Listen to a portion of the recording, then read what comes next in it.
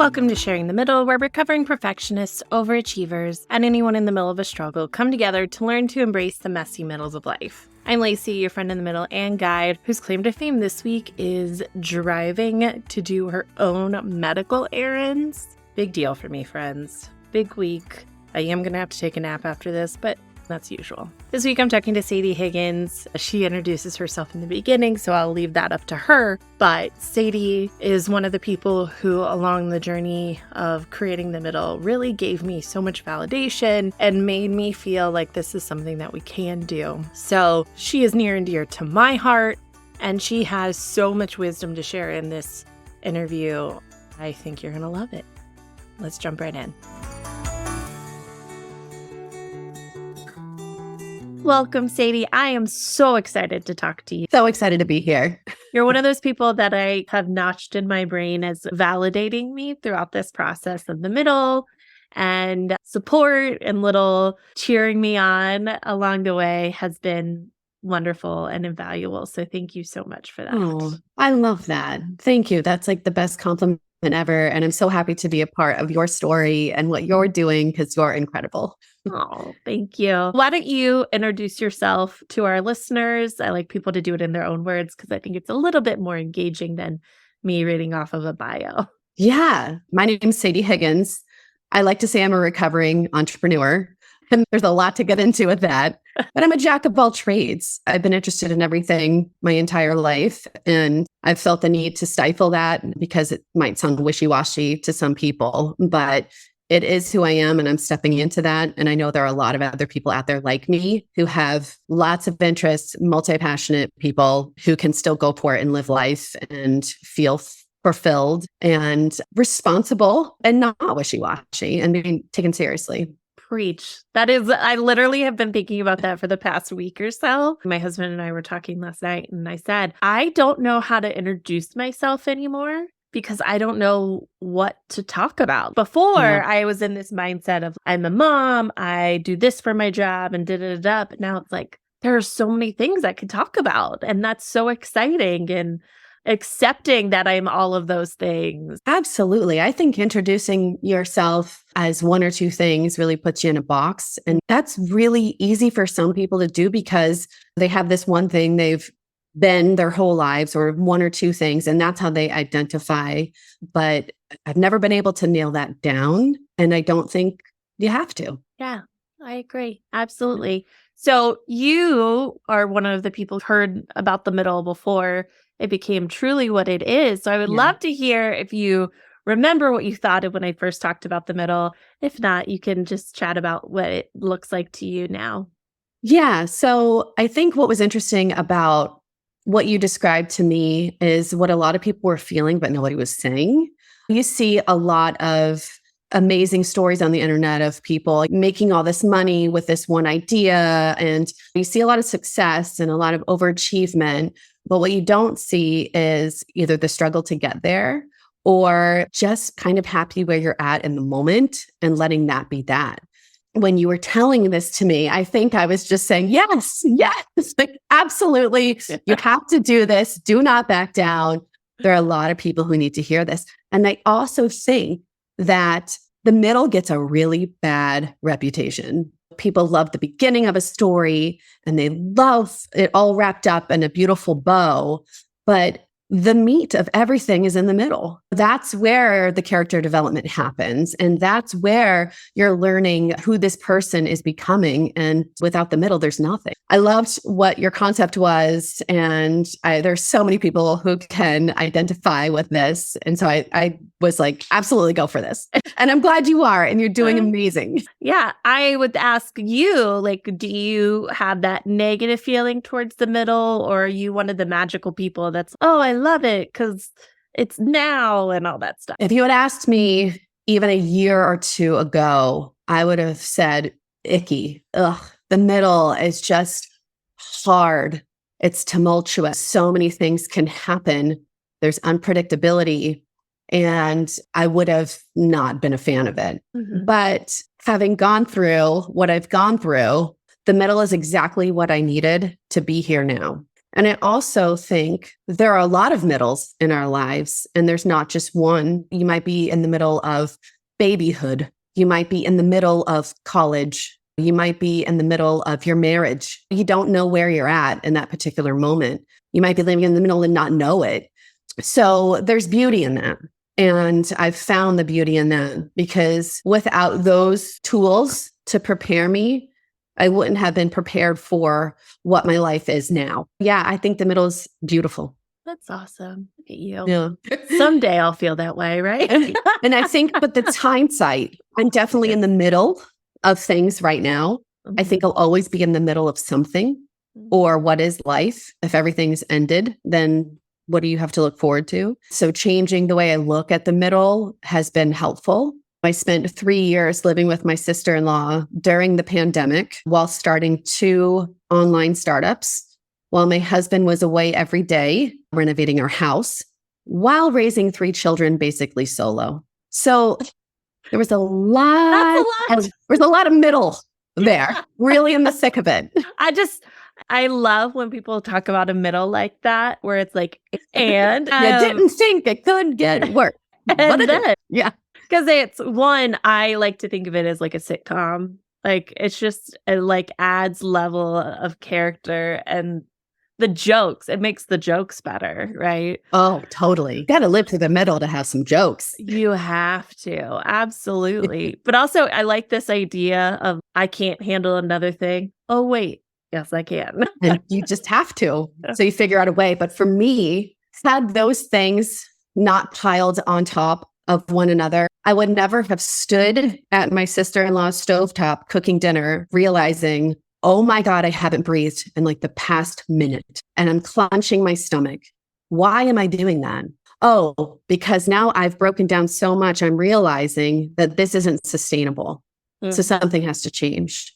And that started me on my personal mental health journey, which I know happened for a lot of people during the pandemic, but actually propelled me into childhood, into things that I didn't realize and how my nervous system was wired completely incorrectly my entire life. And I was able to undo a lot of that during the past year or so, so that when major life events have happened now, I'm able to take it more prepared. So I think I refer back to science sometimes, and I'm so not a science person. But if you think about a muscle, you want to get strong, you have to work it first. And what happens? You get a catatonic phase where you're breaking down your muscles. Yeah. And you're not going to build your muscle up until it's broken down first. And so that's how I think about life is if you want to be strong, if you want to be that person that you know you can be, that's in there in your best version of yourself, you're going to have to go through a bit of a breakdown. And that's a good thing. That's where you find the stuff. That's where you find out who you are and who the people around you are. And that makes a huge difference. I want to go to this moment where you're standing over the stove. Because first of all, I love that you have a specific image in your head. Like, because I can see it too, of you standing there. And in my mind, you're stirring. I'm just going to narrate it. You're stirring a pot and you literally breathe out and realize, oh, I've been holding my breath. Yeah. What changed? What did you change from there? Because I'm curious, you can have that realization, right? But what steps did you take? A lot of people, they may have that moment, but instead of taking those steps to make it happen, they just stay there. And that first step is so scary. Yeah. Realizing there's a problem and living your whole life not knowing there is one at 38 years old was mind-blowing. And I was getting a lot of migraines, and I've gotten them since I was in high school. And I said, something has to change. I can't keep living this way, especially if I'm the one that my family's relying on right now. So I took to the internet, like most people do. What are some tools I can use? And there was an app that really helped out called Curable. I'm not getting paid for this, just sharing my wisdom. And I started doing that. And what it does is it helps to retrain your nervous system. And a lot of that is listening to scientific research and journaling. And as a writer, journaling has been something that I've gone to here and there, but I was never consistent with. And they had specific prompts for me to use, which I found really helpful. And I had so many aha moments. I feel this way because of this, but I never associated the two things together. I also started getting into specific podcasts that I knew would help out. The School of Greatness with Lewis Howes and Andrew Huberman, who talks a lot about wellness physically and mentally. And so physical wellness was part of the mental wellness. So I changed a lot in a short period of time, and it was never perfect, and it's still not perfect. I forget to do things, and then I feel my body wearing down, and I say, okay, you need to take a deep breath, you need to relax, and you need to go back to your tools. And so I really narrowed down what those tools are, and I go back to them anytime I need them. And it's a practice. People talk about healing, and I don't think you ever fully heal. I think it's a process. And it's something that you have to be aware of and work on every day, just like you need to exercise daily, just walking for 30 minutes. It's as simple as that. And some days you're running for 30 minutes, and some days you're doing a full workout, and some days you're getting out the door and taking a few steps. So as long as you're moving, that's helpful. And there are times when you're not. And you just have to go back to it. You can't give up on yourself, just as you wouldn't want to give up on anyone else in your life. I feel that very much. And I actually, I've been thinking about grief a lot lately. Yeah. I lost my grandmother in the beginning of April.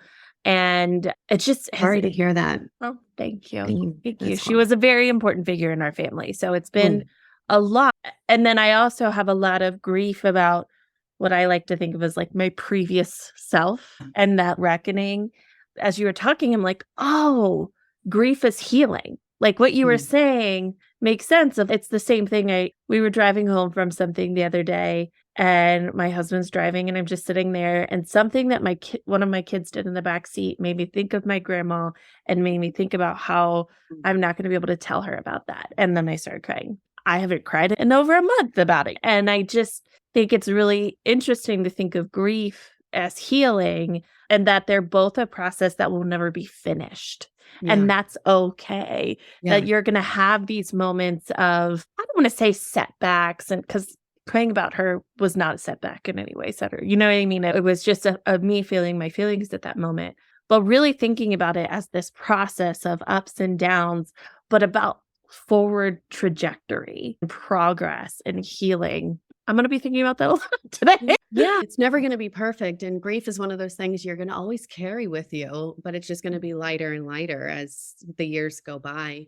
And I understand that we've had a lot of interesting moments in our family over the past couple of years. We lost my brother-in-law due to some complications last year. And then my husband's cousin's husband died randomly. I wasn't even planning on sharing this, but just like a week ago. And so just things like that we think we have the privilege to grow old. Yeah. And we don't always have that. And it's shocking when it doesn't happen. And so it's been happening quite frequently in our family as of late. And it's going to come out at some point or another. This past December, I was taking my kids to school, and my husband wasn't feeling well. So he stayed home. And I kept my daughter out of the house, took her to the museum, and then my friend took her for the rest of the day to play with her daughter, which was such a blessing because I arrived home and called his name and he didn't respond. Looked for him downstairs where he was previously, wasn't there, went up to my room, and all I saw was his hand on the bed, which meant he was on the floor. So I ran over and he couldn't get up. So long story short, we took him to the emergency room in Boston, and by the end of the day, we discovered that he had a brain tumor. And within that week, we discovered it was cancer. So this is 2 weeks before Christmas, maybe a week before Christmas. And all of a sudden, our lives are turned upside down. And that's a lot to handle.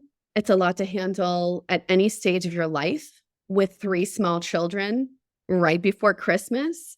Right as we moved into the house that my husband had spent the past 3 years building was a gigantic load to carry, and we're still carrying it. But if it weren't for that breakdown at the stove, I wouldn't have been able to carry it as well as I can carry it now.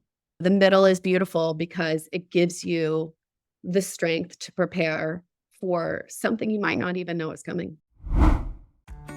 If you have a few minutes today, if you could take a moment and review Sharing the Mddl, that would be such a huge help. Reviews help people find us and show that Sharing the Mddl is a podcast worth listening to, which obviously I think it is. So if you're on Apple Podcasts, head on over to Sharing the Mddl homepage and you can leave a 5-star review. Thanks for your support.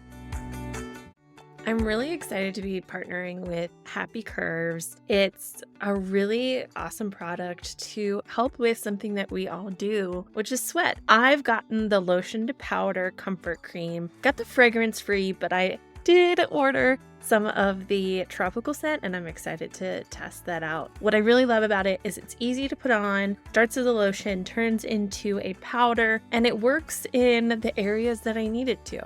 I'm a busty lady. That's not a secret. And with bust, there's sweat. It's been a really great thing, not only during the summer, but as someone with a chronic illness that tends to make me sweat, I deeply appreciate it. The other thing that I love about Happy Curves specifically is it's intended to be inclusive of all people, whoever you are, because again, we all sweat and we all can deal with it how we want to. I like it because of the comfort. No one's really around me to smell me. Joe is, but never mind. This is getting too long. Enjoy. 15% off going to myhappycurves.com/Lacey15 or with my code Lacey15. That's LACEY15. Thank you for sharing. I would love to get your perspective as someone who is, I'm assuming, primary caregiver in this situation. So like I compare it to myself. Of I am your husband in this is where my ability state changed completely overnight. And my husband then became the primary caregiver. And I just marvel at him and his ability to pick the pieces up and just run with what needs to get done and that kind of stuff. And how little credit he gets for that. Because I'm the one who's sick. So people are worried about me when I want to be like, no, I'm worried about him. Please help it. You know what I mean? And so I'm just curious about your perspective being that person. It's not always perfect. You do your best. And again, I use the tools that I have to get through it. And I'm not alone. And I think that is the big proponent I have in my life of getting through this is that I have community behind me as well. And people always say, wow, it seems like you're handling this really well. And on the surface, I might. And of course, there's turmoil every now and then. And cancer's really sneaky. You know, he has a good prognosis. We'll be dealing with this for the rest of our lives. And every now and then it just creeps in and I sob and I allow it. I forgive myself for whatever I need to do in order to be okay and to release the emotion and move on. But in life, there are going to be many rainstorms, and this certainly is one. We just happen to own the best umbrella. And that's one of my favorite quotes from Almost Famous. And I'm now using that to do a lot of writing and to share all of those magical pieces of the umbrella that have helped our lives. Personally, I turn to escapism every now and then when I need to. And I do it in a healthy way. So that typically is music for me. So I dive into my favorite artist and get my serotonin boost from that and make sure I take care of myself when I can. And some days I get to really care for myself and others, absolutely not. You know, it's at bedtime, I am exhausted and I just go right to sleep. And then other days I have moments where I can go spend time with my girlfriends. I can go for a long walk. I can listen to music. I can write things down. And I try to give my husband grace too, because I'll never know what he's going through. He's going through something that I can't fathom and I can't imagine. And he said in the beginning, I'm so glad it's me and not you, because I couldn't imagine caring for everyone and myself while this is happening. And it's vice versa too. I can't imagine that being me and him having to take care of everyone. That would feel awful. I try to be empathetic with him, even though I don't know what he's feeling, but just be there for when he wants to chat about it and let him have his emotions because I don't know what he's going through. And so we just try to help each other out. And it has been difficult. He was gone for 2.5, 3 years. He would work full time and then go straight to the house and renovate the house. And we'd see him at 8:30, 9 o'clock at night for an hour or so. And then he would just pass right out, of course, because he was tired. And he also had brain cancer and we didn't know it. So he was just constantly sleeping when he was home. And I carry that guilt with me because I would say, like, what are you doing? Like, spend time with the family, wake up, hang out with us. Almost got a divorce. Turns out he had brain cancer. That's why he was. What a weird hindsight to think Yeah. about. Yeah. Oh. None of us knew. None of us knew. And it had been brewing for many years, the doctors have said. So he's gone through all of his radiation. He'll still be on oral chemo for the next year. And that beats him up now. It's a lot of grace. It's a lot of patience. And you bet your tuchus, I feel sorry for myself sometimes. Like, I'm not going to just say everything is sunshine and roses. I'm handling it so well. Absolutely not. There are days that I just want to scream, why? Like, why? I have carried the load with my children for the past 3 years, and now I'm still carrying it. This sucks. Yeah. I hate it. But you know what? There's always going to be a part of life that's crappy. And I allow myself those feelings. I allow myself to be mad. And then I'm a problem solver. So how can I get out of this funk? What are my tools? What can I go to? And I literally have them written down so that I can go back. What are some of your tools, if you're happy to share? Because you mentioned them earlier and I was curious then too. Yeah. So I'm going to be writing a whole series about this, but definitely relying on community and asking for help. So there is no more shame. I have no shame. If I need help with something, I call a friend, I call a family member, and someone is here to help me. And I am so grateful. And I just think in my head, I will do this for someone else if I haven't already. Sometimes we do things and we don't realize it made a big impact on someone else's lives. And so when it comes to us, accepting help was hugely difficult because you first have to feel worthy of it. And I really didn't in the beginning. And after a while, certain friends would say, remember when you did this? Now I'm going to do this. Does that make you feel better? And I was like, absolutely. It does make me feel better because I do not feel worthy of this. Community has come out in droves to help us out. And we just know we'll be paying it forward as well. And then, like I said before, mental health is everything. Journaling, getting outside, even if it's just getting outside in nature, not even walking or moving, but just getting outside in nature and looking around. Escapism has been helpful for me in very specific doses and not where I escape completely and just forget I have a family and forget I have a life. Listening to music, playing music, finding things that fuel my passions so that I'm still alive. I still have interests. You're still a person. You're still your own whole person. And humor, laughter, making a big joke out of it. Anytime my husband says something off color or silly, I'm like, he has brain cancer. Forget he does not know what he's talking about. I love that. He loves it. Pretending that he's sick and sad and all this stuff, which I mean, he is sometimes, but we have to laugh.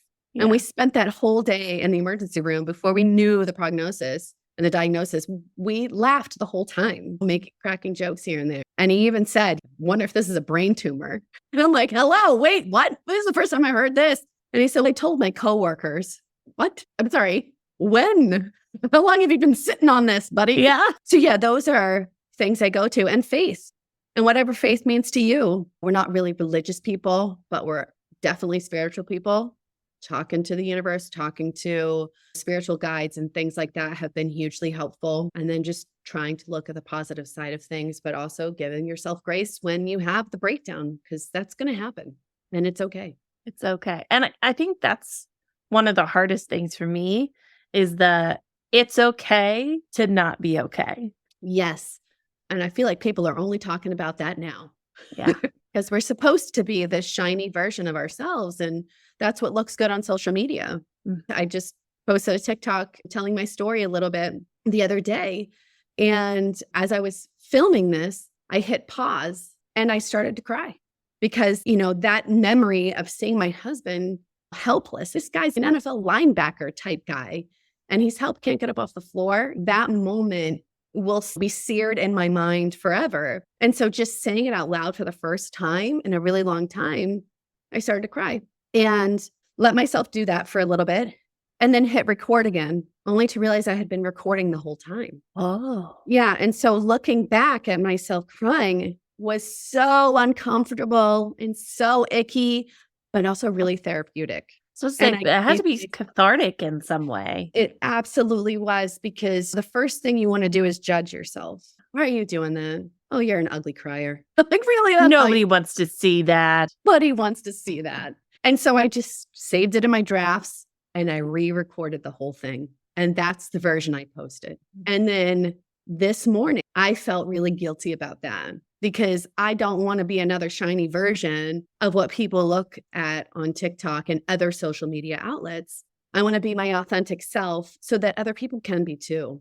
I realized you do not have to put on this facade. And so I actually did an edit and went to post it. And before I did, I showed my best friend and she cried. And I said, am I really doing this? And she's, you're definitely doing this. And I went to post it and it got deleted. So I suppose I was not fully ready for that vulnerability. However, the fact that I got myself to that place is just another step in the process of leaving the middle and getting to the end of something. And that I don't think will ever end, but I'm getting closer to being able to share my true self with other people so that hopefully it helps them, if even to not feel alone. Absolutely. You've given a lot of advice throughout this, but if there was one that you're like, I want to make sure I say this. Oh, I don't know if I have just one. Meet yourself where you are. Always keep in mind where you want to go, and you'll take those steps to get there.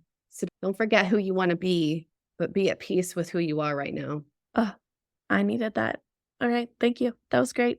So we'll put links to your TikTok and Instagram. That's all I got, people. For now. More stuff's coming, but I have no timeline. And enjoy it. Thank you for joining me.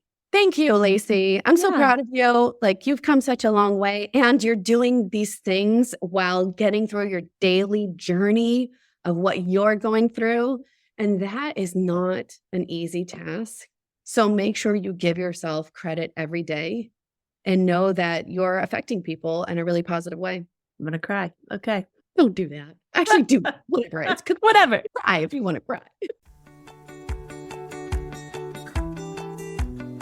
Thanks for sharing the middle with me. As always, I hope you've been able to see a little bit of yourself in the story we shared today. Don't forget to follow, share, rate, review, and follow me on social media at Lacey Shares. You can always check out the Joyful Support Movement at joyfulsupportmovement.com and see all of the amazing goodness we have there, like No Shame in the Home Game, Pops of Joy, courses, resources, and of course, the Joyful Support Village. All right, now go out there and spread some joy.